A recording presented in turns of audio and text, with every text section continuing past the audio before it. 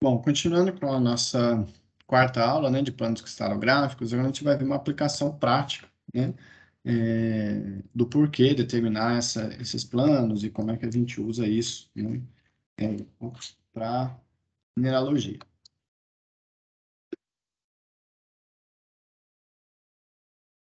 E uma técnica bastante importante para mineralogia é a difratometria de raio-x, tá?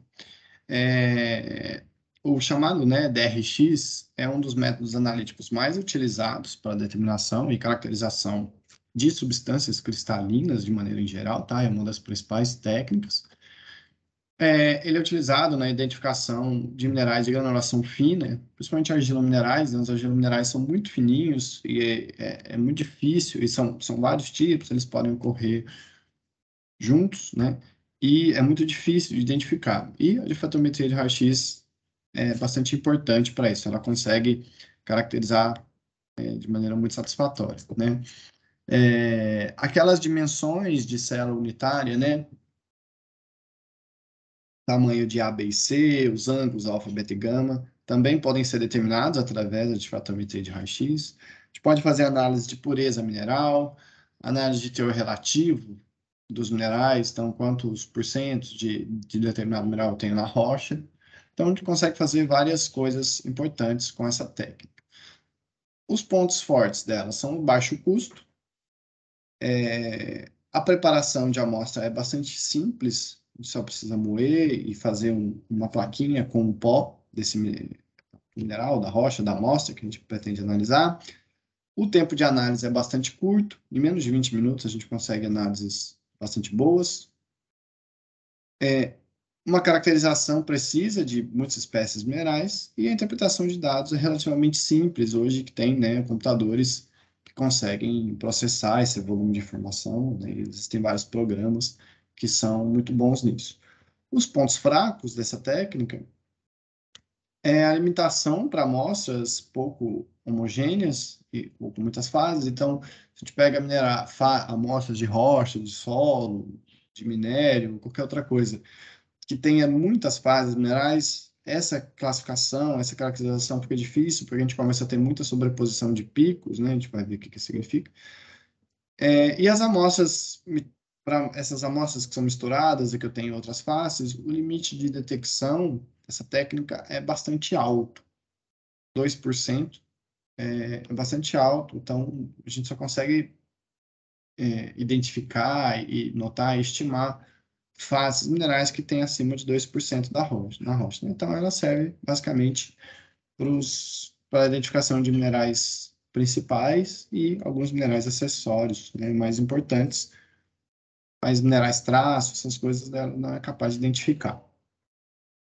Bom, então a difração de raio-x, ela tem, o nome tem duas partes, né? Vamos começar pelo raio-x, né?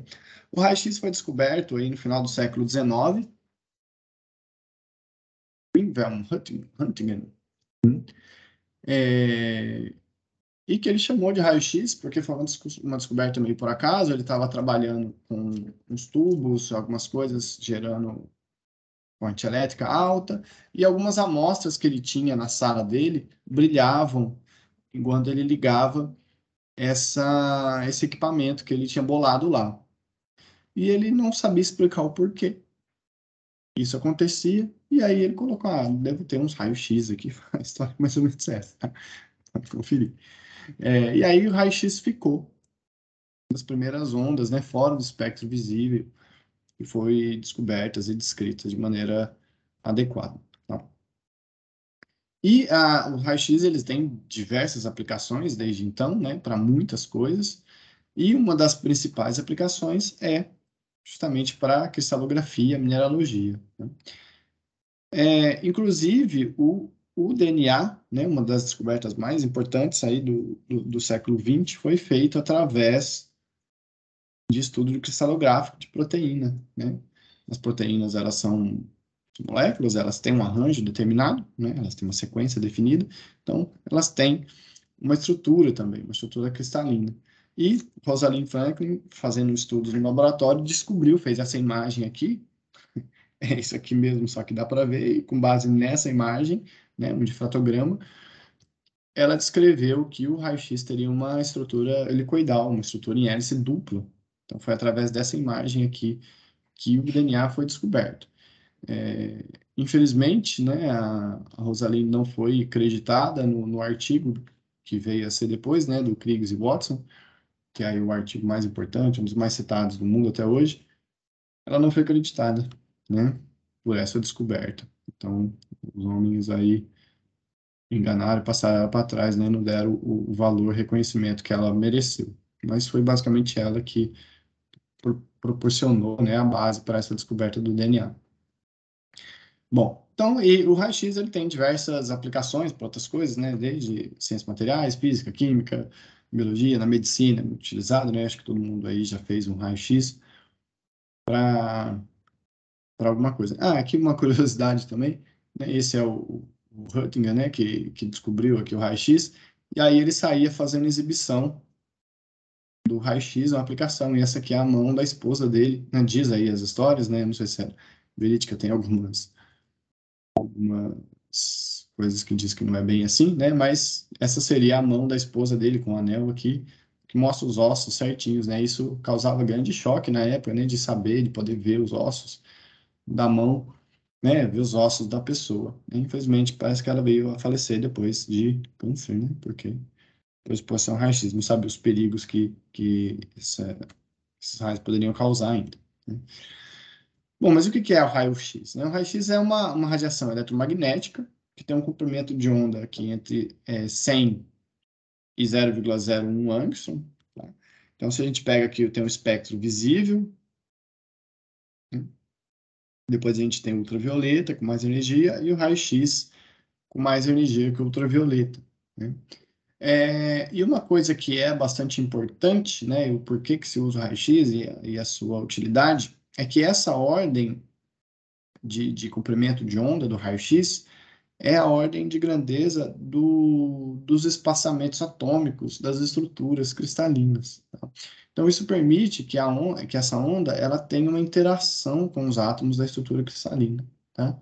E essa interação ela é feita através da difração, tá?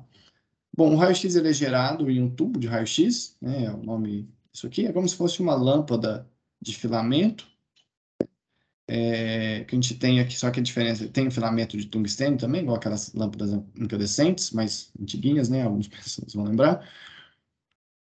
E aí a gente passa aqui, só que ao invés de passar uma 110 volts, né? A gente passa uma alta corrente aqui, uma alta diferença potencial, uma alta voltagem, uma alta corrente, né?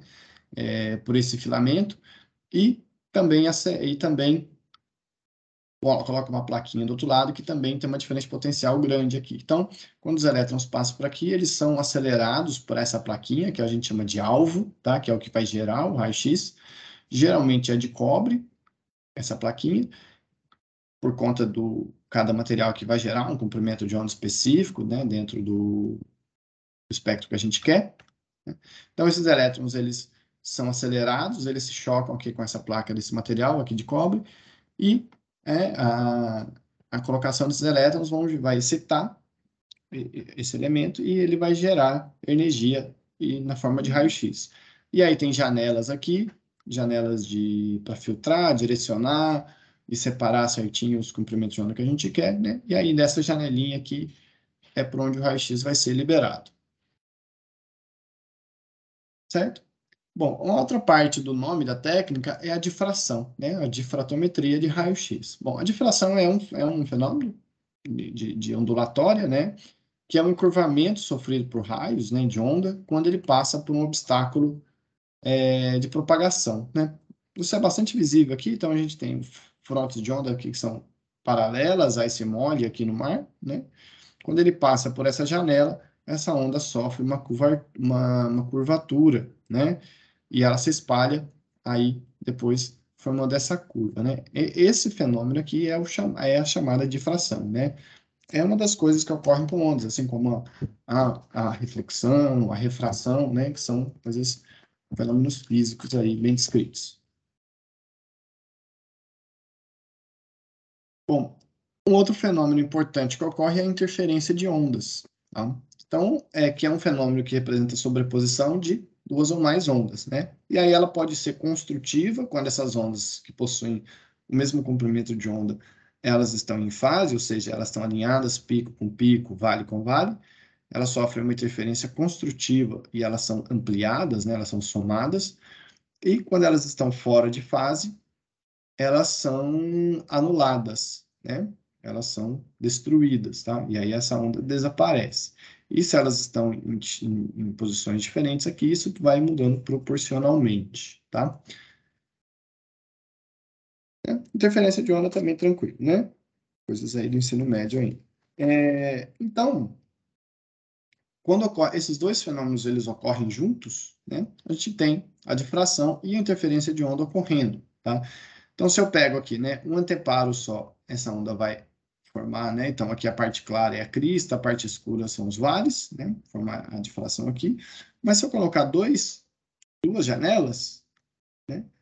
Eu vou gerar um foco de encurvamento dessa janela e dessa janela. Então, em alguns lugares eu vou ter, né, a crista coincidindo com a crista e o vale coincidindo com o vale, né?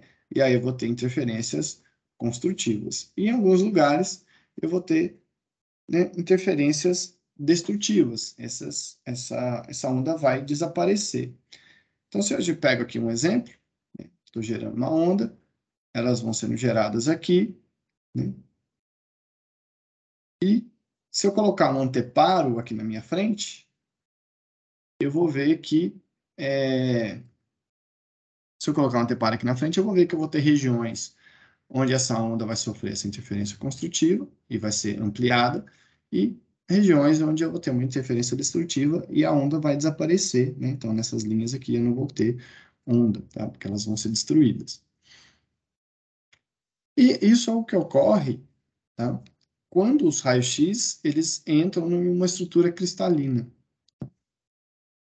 Cada átomo da estrutura cristalina de um material cristalino, né? Aqui no caso o mineral, vai ser atingido por um raio-x, ele vai funcionar como se fosse uma dessas janelas, tá? E vai emitir no mesmo comprimento de onda, vai emitir energia no mesmo comprimento de onda, né? Que vão sofrer esse espalhamento, tá? Então, uma onda de raio-x ela chega, bate nesse átomo, uma outra onda de raio-x chega e bate nesse átomo, essa vai gerar uma energia, essa vai gerar também, né? E aí aqui a gente vai ter essas propagações, né? Onde a gente vai poder ter onde vai ocorrer, né, essas interferências construtivas e destrutivas, né? E esse fenômeno, né, ele vai ocorrer, ele é bem descrito há muito tempo, né, há mais de 100 anos, né, entre os átomos de retículos, né, porque eles possuem uma ordem de grandeza semelhante, né? Lembra lá que o raio-x possui aí na ordem de 0,01 até 100 angstrom, né? E esses espaçamentos aqui entre esses átomos também vão ser na ordem aí de alguns poucos angstroms, tá? 1, 2, 3, 10, 20 angstroms. Então, o raio-x ele vai sofrer essa interferência da estrutura, tá? Bom, então as frentes de onda, né, que elas vêm caminhando e propagando por aqui, elas vão bater na estrutura cristalina, tá? E essas estruturas, elas têm planos bem determinados, tá? Então, esse raio ele vai bater aqui, né, nesse plano e vai difratar para cá, esse vai vir difratar para cá, esse vai vir difratar para cá, tá? E se essas ondas elas estão fora de fase, elas vão ser destruídas, né? E se essa onda que vai ser difratada para cá, elas saem todas em fase certinha, elas vão ser construídas, né? Então, posso sofrer tanto uma interferência construtiva quanto destrutiva, dependendo aqui, né, do ângulo que eu tenho entre os raios de raio-x chegando, né, a frente de onda chegando, e o ângulo que eu faço com esses planos da estrutura cristalina, tá?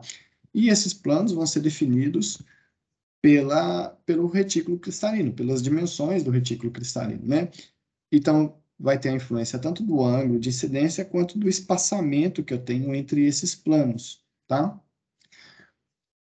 Então, aqui a gente tem a conhecida lei de Bragg, tá? A lei de difração de Bragg.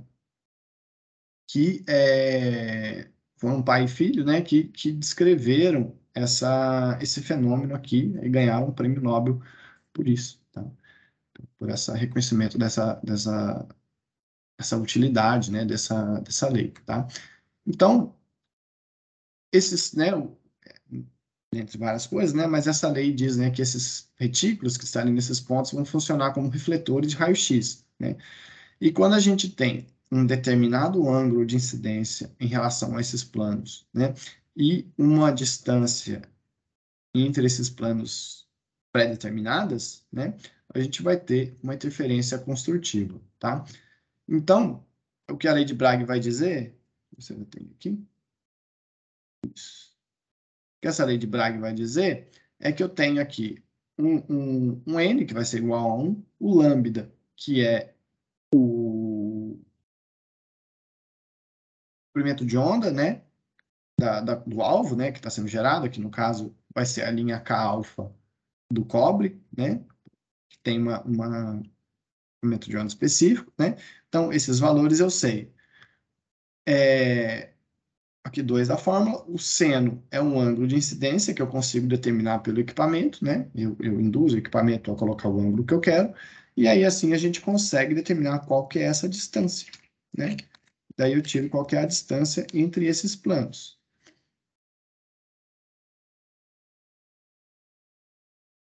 Então, se eu pego uma estrutura cristalina, eu consigo determinar vários planos dentro dessa estrutura, né?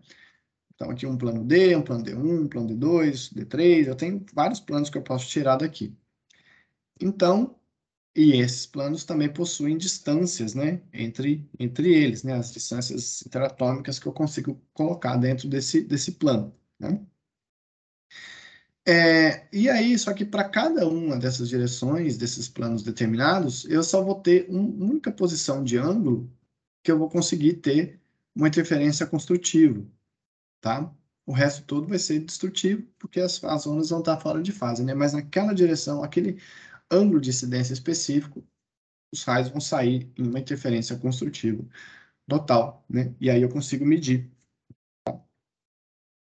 Então eu vou pegar os raios vão chegar aqui, eu tenho essa distância, o ângulo que eu vou saber qual que é, por isso que é 2θ, né? Porque eu vou pegar o ângulo de cá, é o ângulo de cá.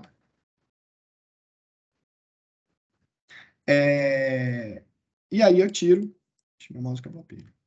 E aí eu tiro qual que é o ângulo que a gente tem aqui para desculpa, acabou a pilha do meu mouse, aí eu vou usar aqui. E aí a gente tem esse ângulo de incidência, né? E o ângulo que vai ser difratado específico aqui, que a gente consegue medir pelo equipamento. Bom, e aí se a gente pega um cristal qualquer e eu coloco tubo de raio-x, né? Eu coloco janelas para direcionar os raios, etc. Um cristal. Isso aqui é o tipo de resultado que eu tenho, né? E aí a gente coloca um filme fotográfico, né? Um papel fotográfico, um papel de chapa de raio-x, alguma coisa assim, que vai marcar, né, essas posições, e aí a gente vai ver os raios-x difratados. Se a gente olhar aqui, a gente consegue determinar simetrias, né? Eu consigo colocar um plano de reflexão aqui, um plano de reflexão aqui, outro aqui, eu consigo colocar eixos, né? Todos aqueles elementos de simetria que a gente viu na última aula, né? Dos sistemas cristalinos, a gente consegue determinar aqui. E aí cada um desses pontos é relativo a uma direção específica, né? E o tamanho desses pontos vão ser a intensidade, né, de feixes que vão chegar aqui, tá? Esse aqui era o jeito, né, o primeiro que era feito. Isso depois, obviamente, evoluiu bastante, né? Hoje a gente tem máquinas como essa, que é um difratômetro de raio-x, tá? Então a gente vai colocar a amostra aqui no centro, a gente tem o tubo de raio-x, vai gerar o raio-x, e o detector que vai fazer a leitura. E esse tubo de raio-x e o detector, eles vão fazer um círculo aqui, né? Eu tenho um goniômetro que vai medir o ângulo, né? Eles vão varrer em um círculo para cá e o detector vai fazendo o ângulo correspondente, né? Para cá. Então, ele tem o raio-x vindo para cá e o detector indo para o outro lado. E aí eu tenho o ângulo θ sempre específico, eu consigo determinar qual que é o ângulo que eu estou medindo. E aí, de acordo com a intensidade de energia que eu vou registrando, que o detector vai pegando, a gente consegue ler aqui qual que é o plano do equipamento, qual que é a distância interatômica, né, que a gente tem e vai ler, certo? Então, como é que é feito, né, na prática essa análise? Eu pego a amostra em pó, né, coloco uma plaquinha com essa aqui, que tem um quadradinho, eu dou uma pressionada, tomar cuidado para eu não direcionar as amostras, né, porque elas precisam estar o mais aleatórias possíveis dentro do suporte. Dentro de cada um desses grãos aqui, né, da amostra moída, eu tenho planos, né, então aqui, por exemplo, plano 1, 2 e 3, eu tenho planos determinados aqui, certo? E o ângulo de incidência que eu estou gerando com o meu equipamento. Então, esse raio-x ele vai interagir com cada um desses ângulos que a gente tem aqui, tá? E quando esse ângulo for, esses planos forem mais bem formados, né, são planos mais importantes dentro da estrutura cristalina, eu vou gerar intensidades mais fortes, tá? Que a gente vai conseguir ler no equipamento. Então, o resultado que a gente tem é isso daqui, é um difratograma, tá? Onde a gente vai ter o ângulo de incidência do equipamento, né, o 2θ, e a intensidade, a contagem, aqui é uma contagem de detectores eletrônicos, né, contagem por segundo, tá? Então, o difratograma ele é composto por três elementos, né, como praticamente todo o sinal analítico, né, todo método analítico tem, tá? Então, a gente tem o sinal que a gente quer, onde a gente vai ter esses picos de detecção, né, que seriam aqui o ângulo 2θ pelo valor da intensidade, né? A gente tem um background, tá? Que é que o equipamento consegue ler aqui, né?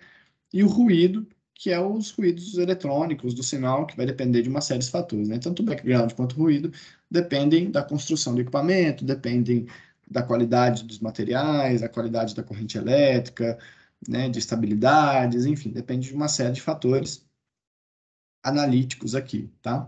Mas o que eu quero é o ruído. Então, para ter uma análise confiável, eu preciso ter um valor de confiança acima, né, desse background do ruído. Por exemplo, esse valor aqui, ele não é muito confiável, né? Já esses picos maiores, eles são valores confiáveis, né? Porque eles extrapolam bastante aí os limites do, do, do ruído de fundo, né? Da leitura do equipamento, tá? Então, o que que isso significa? Né? Se eu pego aqui um difratograma, por exemplo, desse mineral, né? Eu tenho aqui o ângulo 2θ, que representaria esse plano 1, 1, 0. Esse ângulo aqui, 65, representaria o plano 2, 0, 0. Esse outro ângulo, de 80 e poucos, representaria o plano 2, 1, 1. Né? Então, cada uma desses ângulos, eles vão incidir nessas direções preferenciais dentro da estrutura do mineral. Tá? E aí a gente consegue montar, né? E cada mineral vai ter o seu padrão específico, tá? E aí isso vai entrar no banco de dados, né? E que o equipamento vai consultar, tá? Se a gente tem uma mistura, então se eu pego aqui esse material que tem vários desses picos, né? Essa mistura ela vai ser composta pela sobreposição, né? No diagrama, no difratograma, né? De dois minerais diferentes, certo? E aí eu vou conseguir ler, então eu tenho esse material aqui 1 e tenho esse material 2, né? Os dois somados, eu tenho isso aqui. E o tamanho proporcional entre esses picos vai me dar a abundância, né? Entre esses materiais, tá? Então, tudo isso eu tenho coleções, eu tenho um banco de dados internacionais, os próprios softwares dos equipamentos já conseguem ler e relacionar esses materiais, tá? Então, aqui um exemplo real, tá? De platograma que a gente tem esses picos, e aí aqui a gente tem, por exemplo, rutilo, fluorita, quartzo, anatásio, pseudobroquita, né? São várias fases de titânio e fases, né, de fluorita e quartzo que ocorrem aqui nesse difratograma. Aqui a gente tem argilominerais, clorita e lito, que a gente também consegue separar aqui e ver quais os minerais que a gente tem. Bom, e aí a identificação ela é feita, né, com base de dados. Geralmente, a gente de 3 a 5 picos de maior intensidade já bastam, tá? Porque a gente tem muitos elementos diferentes aqui, né? Então, esses bancos de dados, eles são dados da seguinte forma, né? Eu tenho aqui a distância interatômica, né? Que é a distância que eu estou medindo, né? Lá da fórmula de Bragg. Isso aqui é o plano correspondente, né? Então, não, desculpa, isso aqui é a intensidade, tá? Como é contagem por segundo, é uma medida abstrata, né? Quantas vezes o sensor ele é ativado ao longo da medida, vamos dizer assim, tá? A gente pega o pico de maior densidade, né, o pico com maior número de contagens, e coloca ele como sendo a intensidade 100%. E depois as outras a gente faz proporcional. Então, para essa distância aqui, interatômica, né, de 1,931 angstrom de distância interplanar, né, na estrutura cristalina, a gente tem intensidade de 100%, né? E aí tem uma correspondência, né, que daí é feito, né, também para compor os bancos de dados, são os planos cristalográficos que essas dimensões representariam, né? E aí tem uma tabela aqui, uma lista com todas essas informações, né? E aí, quando a gente acessa os bancos de dados dos minerais, a gente tem essas informações lá descritas. Bom, então aqui como exemplo, né? Esse aqui é do Handbook of Mineralogy, né? De um banco de dados de minerais, que é bem acessível, tem essa referência aí para vocês olharem. Eu tenho os dados cristalográficos, então o zircão, né? É um silicato de zircônio, ele é do sistema tetragonal, da classe cristalina 2 sobre M, 2 sobre M, 2 sobre M. Ele possui uma terminação aqui, ó, em bipirâmide, tá? Tetragonal, porque eu vou pegar essa forma, né? Que reparem que está entre chaves, né? Essa forma e aplicar esse ponto aqui. Então, eu vou ver que ele vai tender sempre a terminar em bipirâmides, né? Possui clivagem distinta, né? Uma clivagem ruim, bem ruim, nessas outras formas aqui. Tem fratura, densidade, pananã. Os parâmetros de cela, então a gente tem que as dimensões A, né, no caso, como ele é tetragonal, tem o A1 e A2, é de 6,607 angstroms, enquanto que o eixo C tem 5,982 angstroms, tá? E o fator de multiplicidade é 4, ou seja, cabe 4 vezes a forma, né, do zircão dentro dessa dimensão aqui. E aí a gente tem aqui dados de difração de raio-x, tá? Então, o pico de 100% representa essa distância de 3,302, pico de 45% tem o 2, né? Um 4,4 e 2,5, e aí vai dependendo, né, de cada mineral, e às vezes cada sistema também anota aqui, ou coloca a distância terplanar, ou o ângulo 2θ, ou o plano, também vai depender de cada um, tá? Mas vocês podem consultar e dar uma olhada que a gente sempre vai ter essas informações nos bancos de dados. Então é isso, as referências estão todas aqui. Estudem pelos livros, tá bom? E consultem os materiais complementares aqui. Até mais.